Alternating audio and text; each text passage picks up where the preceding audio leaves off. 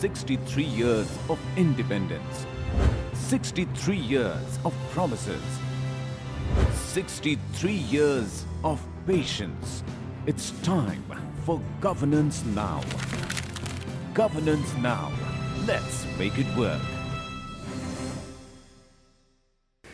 The crux of the matter really is that this, you see, judiciary is one aspect, but the two instruments really are today the legislature and the executive. And the fact of the matter is that in legislatures, I feel that an Indian solution is afoot. And that is that if you look at the conduct of legislatures, for 12 years I had the opportunity to watch it in government and out of government.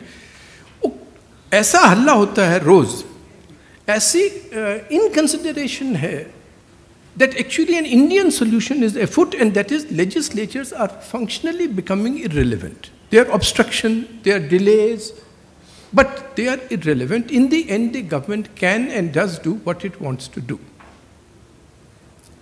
Even then, they are a destructive influence because, for instance, as I mentioned to you, weak governments, therefore populist expenditures, and everybody cheers populist expenditures, every party.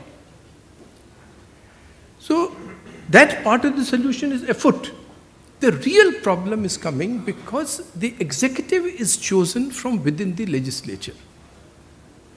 And I personally feel that the present electoral system is not yielding persons of sufficient quality for governance of a billion people. This is the problem.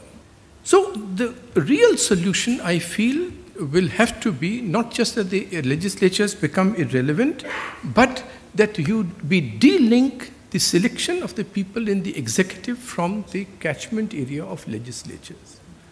This is the proposal that perspicacious persons like Mr. B.K. Nehru in his famous Rajaji Memorial Lecture on a plea for constitutional reform, they had put forward this. It need not be a complete American system in which you have the Prime Minister selecting anybody and then there's a complete divorce between the legislature except through congressional committees. The ministers can participate in the House, inform the House and thereby the country of the reasons for their policies, but all they need not do is to vote. After all, we have a distinguished Prime Minister today. He, in spite of the abdication, he is from the Rajya Sabha. He participates in the Lok Sabha. He explains policies, he discusses, he educates. He doesn't vote. No great calamity.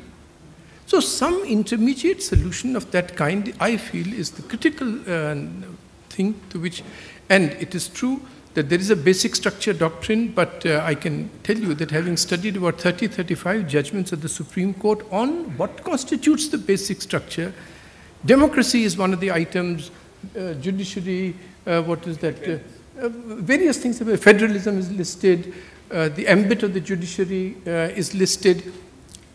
Democracy is emphasized again and again. Elections are emphasized, but not parliamentary democracy. I searched all of them. The phrase parliamentary democracy occurs only in one statement of one judge in one judgment, Justice Jagan Mohan Reddy, and that is when he's recounting the points that have been listed by Mr. Palkhiwala as constituting the basic structure.